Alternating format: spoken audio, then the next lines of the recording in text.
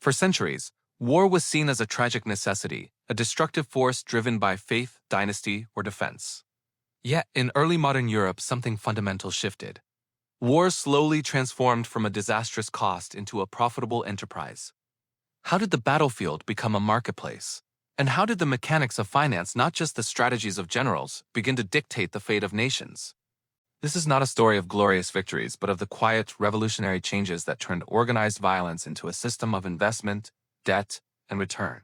The period from the 16th to the 18th century was one of near-constant conflict.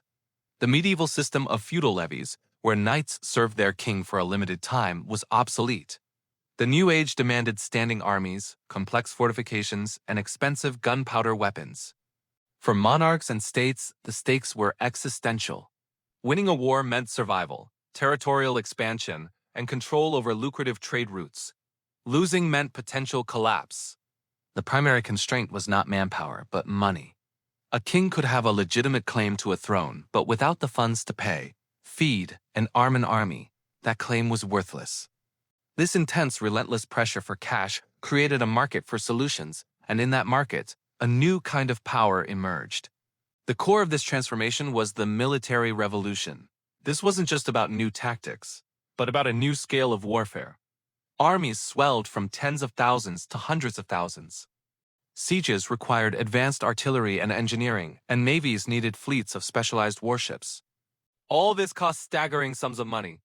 A monarch's personal wealth or the tax income from their lands was no longer sufficient. This created a critical dependency. Rulers needed to borrow, and they needed to do so on an unprecedented scale. This is where the military entrepreneur enters the story. Figures like Albrecht von Wallenstein became pioneers of a new model. They were not just generals. They were military contractors. Wallenstein promised the Holy Roman Emperor a fully equipped army at no upfront cost. His proposal was simple: give me the authority to raise an army, and I will make it pay for itself by plundering the territories it occupies. This system, known as bella se ipsa mallet, the war will feed itself, privatized the logistics of conflict. The entrepreneur took on the risk of recruitment and supply in exchange for the right to extract resources from enemy, and sometimes even friendly lands. For the monarch, it solved an immediate cash flow problem.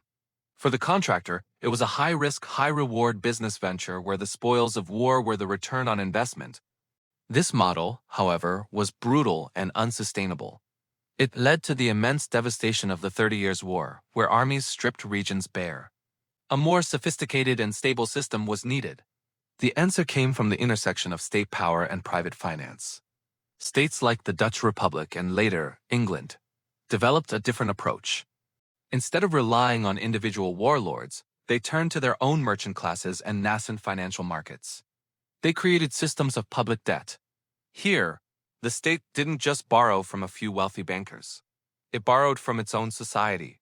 By issuing long-term bonds, governments could raise vast sums for war. The key incentive for investors was reliability. States that established a reputation for faithfully paying interest on their debts, like England with the founding of the Bank of England in 1694, could borrow more money at lower interest rates than their rivals. War became an investment opportunity for the public.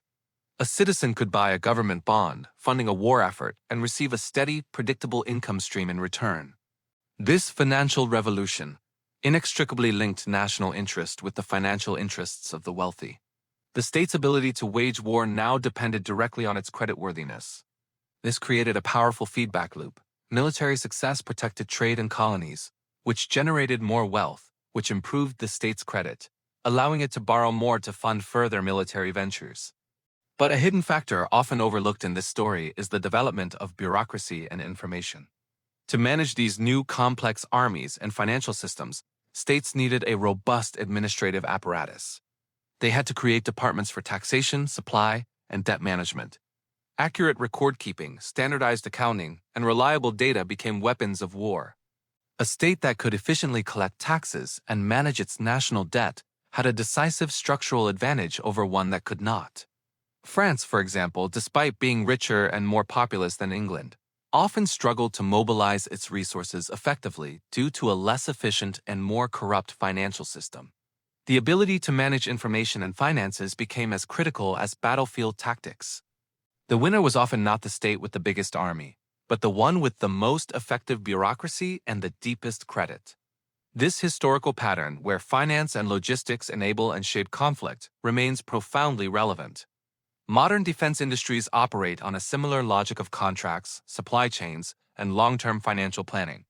The concept of national debt, pioneered to fund these early modern wars, is now a fundamental pillar of the global economy.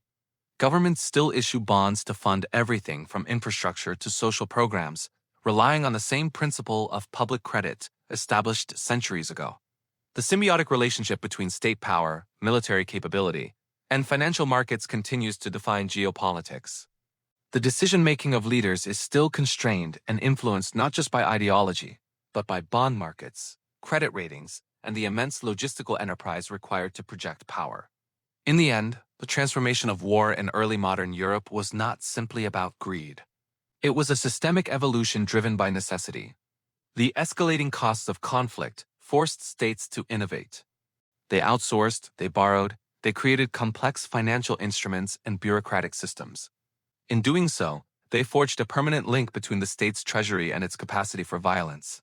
War became an engine of state building and financial modernization, a brutal but effective catalyst that shaped the structure of the modern world. It demonstrates that the most powerful forces in history are often not ideas, but systems and the incentives they create. If you found this analysis insightful, consider subscribing to History Lens for more explorations into the forces that shape our world.